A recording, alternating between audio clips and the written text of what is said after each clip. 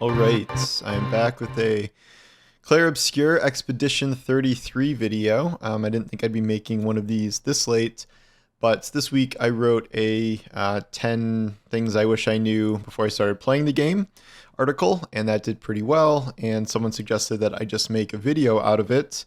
I think people are just, slowly trickling into the game because word of mouth is spreading about it. It did sell 2 million copies very quickly, but it's the type of game where once you play it yourself, you just sort of recommend it to everybody. I recommended it to friends who have never really gone near this genre in years, if ever, and they love it. So, maybe that's you. And if that is you and you're just kind of starting up now or recently, I will offer some tips. I will not go into story spoilers here. I thought about doing some footage, but it's too risky because I'm like level 90, like totally, beating the end game, all this stuff. So that seems a little risky. I will talk about two party members briefly that get added to your party relatively quickly. So I won't show them, but I do kind of have to talk about them. So we'll go through the tips. I might kind of expand on them a little bit based on some things I've remembered, but I will kind of go in order of what I wrote, and you can see if these help you. So the first one is about dodging. The main mechanic in the game is, there's three in terms of these quick time events, more or less. There's getting perfect attacks off, which has like a little slider that wants you hit a button once or twice as you do an attack. Pretty significant increase in damage if you do that, so always try to hit those, and you kind of have to get used to the rhythm of your own moves. But then the second pair is dodging and parrying. Obviously, you're no stranger to this sort of thing in RPGs or, Souls games or whatever. It's a pretty core mechanic, although we don't see it too often in a turn-based RPG like this. People, remark that it's been in, Paper Mario and stuff like that, but this is a very much more intense version of it. Essentially what happens here is dodge is training mode, and then parry is like super advanced mode. You have a larger window of time to dodge, and as such, it will make you getting hit a little less common.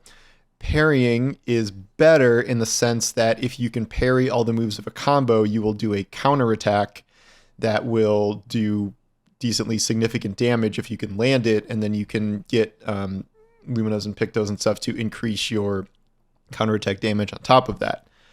I got through the entire game more or less using nothing but dodge.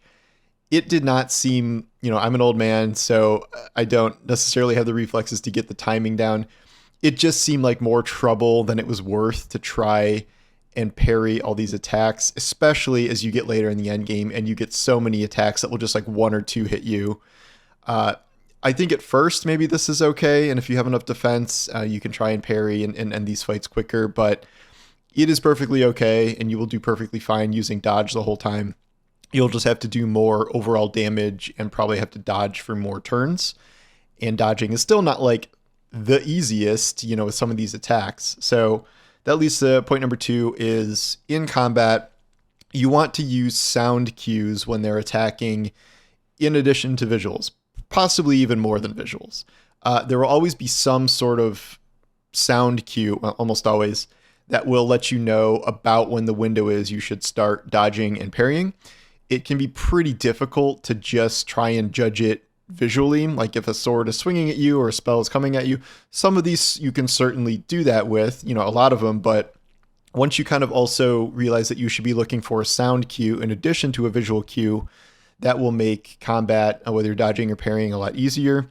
And this took me way too long to learn, which is why I wanted to include it in the list here. So just keep an ear out for that. I think wearing headphones will certainly help with that as well. So that should help you in combat. Also, a combat thing is I would recommend building a support character relatively early. And that's something that is essentially going to be required later in the game as, I can see people wanting to go for like triple DPS and stuff and burn things down. You can do that, but, I've found that making a dedicated support character was really, really key in terms of later game stuff and being able to buff your other damage dealers. Specifically, you can do things like double buff one damage dealer, often Mael. We can get into Mael later, but the characters I think that are best qualified for this are CL, if I pronounce that right. She's the Gambit character that can throw cards and stuff, but she also has a lot of buff moves. Specifically, I think she's got one of the best moves in the game, which if you give her First Strike, you can apply Shell, Powerful, and Rush to all of your characters for a very long time. And you can upgrade that to Greater Shell and all this stuff with other Lumina. And so I've used her a lot. She also has a directional move where during her turn, she can just say it's someone else's turn. She just will pass them her turn and give them 4 AP instantly.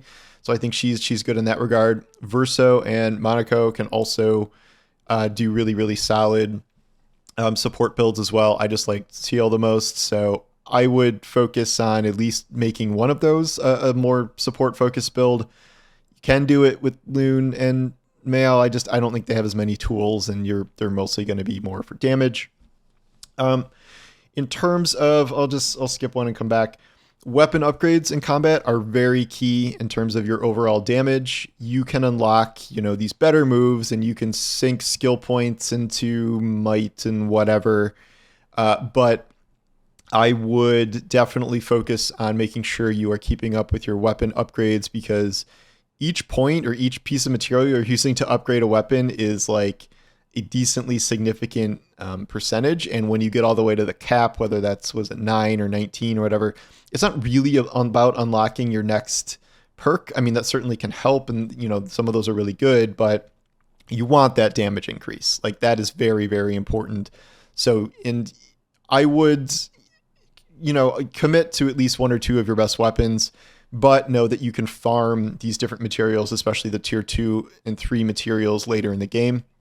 As a side note, I didn't write about this, but every time you see a vendor, if you can afford it, like, buy them out. Especially some of the more expensive weapons and things you can come back for later. I would make a note of where those vendors are so you can remember them, because it can be very hard to remember them in return.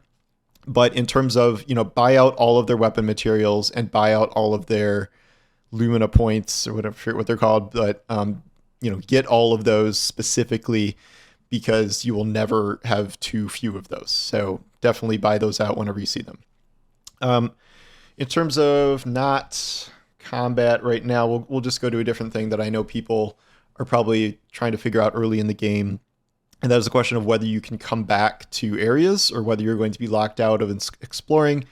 The only thing that's not true about is, like, there's some early areas in the first zone, Lumiere, where there's like something for an achievement you can't get. I think there might be a mime, but generally speaking, all of the areas that you come across, you can go back to later.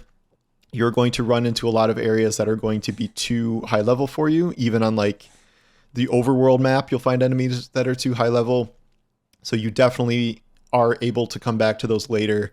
And, the initial campaign missions, you might forget to explore a path or find an enemy you can't beat yet. You can come back to those later. I would recommend not over exploring at the beginning and not trying to do literally everything because of this. Certainly if there's 2 paths, go down the one path and then do the other path, but like, don't beat your head against some crazy powerful enemy you're just not going to beat right now. Just come back. After the story ends, like, there is sort of a point of no return, but like, it's not really a big deal. So definitely get through the story, and then once you're in the end game, you can go wherever you want. Moving on, we have Pictos and stats. So you need to pay attention to which Pictos are going into your actual character in the main 3 slots. I think a lot of people can sort of overlook this. Pictos are in those 3 slots, and Luminas are the ones that are passive. If you have a Lumina that is passive, then you're not getting a stat boost from that. And each Pictos has stats attached to it. It is usually HP, defense, or what's the second one? Speed. And then there's some crit in there as well. So one thing I've noticed people are doing or missing is that I think defense is probably the most important one early on, at least, where people are just getting hit so hard they're like getting frustrated. But defense is very, very important, I'd say, early on. And you need to pay attention to what Pictos you're using. Like, if all three of your Pictos are speed, great, but you're going to be taking tons of damage when you don't have HP and you don't have defense. So, later on, you can do like super speed specific builds or super, defense if you're trying to tank, but you probably want a lot of your characters decently balanced near the start. So always pay attention to which actual skill things you're using as Pictos. That leads to Luminas. And to get this whole system's a little complicated, but any, upgrades passive you can get, in addition to making a Picto, if you win a match 4 times using that, it will then become a passive. You have a certain number of points that you can assign to a character that will allow them to get more and more passives. Every time, when you build up a batch of these, I would say 9 at a time. If you haven't made those passives yet, I would just go back to an earlier area, equip 3 random ones to your 3 strongest characters or really whoever, and then win 4 matches and you will have 9 new passives. Some of these are kind of weird. Some of these seem like you might not use them right now, but you might as well keep them for later. And you're going to want just a really, really long list of these to make sure you can do, whatever build you want later on. So you don't need to do it individually with each one. I'd probably wait till you get a batch of them, unless one is immediately awesome. But I would definitely end up making all of those passives if you want to do kind of the most creative builds and have the most flexibility. Once you get a higher and higher cap for stuff, it gets a little complicated because some of the best skills that are almost mandatory are like 40 points or something, and they take up a huge chunk of your passive points. But there's a lot of different things you can do one way or the other with all these different passives. So you're also maybe wondering, as you're getting further into the campaign, why you are capped out at 999 damage. This is something that is in place for like 95% of the main campaign. You will pass this, without getting into spoilers, essentially the second to last boss will give you a Picto that will let you go past that damage cap. And then you will be able to go past that for the final boss, but also for the entire endgame. So that is when that will happen. You are not missing some sort of secret thing that you need to unlock along the way. You just need to progress the story. And that leads to the next point is it can be annoying to fight some of these later bosses when you do have that damage cap in place. At that point, you want to change your build to stop doing big single target damage things. So you can do passive hits. So like burning is good. So they're, if you have your burn damage high enough, you're getting, they're getting a free 999 damage per turn if you're like stacking a bunch of burns. But mainly you want to be focused on multi-hit moves because, you can do one powerful move, but you're going to cap at 999. But if you do a 5-hit move and those are doing, just 5k damage each, that's 25,000 damage on your turn instead of 10,000. So if you kind of run into trouble near the end and the cap is feeling oppressive, that's what I would recommend. Every character has multi-hit moves. I'd go higher than not, 3-5 hit or some of the higher end ones. There's more than that too, but if you get higher than that, the damage gets a little low depending on how you've built out. But definitely towards the end, I would focus on multi-hit moves a little more than just, if you had one powerful move that was killing enemies before, you're going to hit the cap eventually. So do that. This is sort of related to before about like coming back to old areas. I would finish the story. I would not wait a long time to come back and finish the story. It's kind of weird at the end because once you beat sort of a significant boss, it tells you like go back into this zone and beat this other boss. And it just sort of throws you in the overworld. And you're like, what? Okay, so am I supposed to like explore now? Is this the time to explore before I head to the final zone? And like the game will be over? No, you should just go do that. Like if you think you're strong enough and you don't need to build up yourself too much, and you may find that out pretty quickly that you're not, I would go and just finish the story. The point of no return is not when you get to the location that the final boss is. It is going to be right before the final boss, or I think it's before, not right after. I didn't actually try and go fight him again. I'm not sure. Okay. Anyway, it's going to be right at the very, very end of the game, and you are not going to. You're never going to be locked into not being able to explore again, even the final zone, which seems like you might not be able to. The only way you're going to get locked out of stuff is if you start New Game Plus. If you want to explore a lot of stuff and you beat the end game that way, don't start New Game Plus because you're going to be locked out of exploring the end game for hours and hours again. So don't do that. One very specific piece of advice, this is a bonus past the initial 10, is there is a tournament pretty early on that has you select one character to beat a string of enemies. I would use Mael for this because this is the way you get what is essentially her best sword in the game, at least currently. What's it called? Medulla? I don't remember what it's called, but it's the sword you get for winning that tournament. This was the key component of the crazy Mael nuke build that could do anywhere from tens of millions to billions of damage. That did get nerfed, certainly. It got nerfed by about 70%, but 70% of a ton of damage, or 30% of a ton of damage is still a ton of damage, and that remains probably, I think, Mael's best sword. So you are going to want to beat that with her.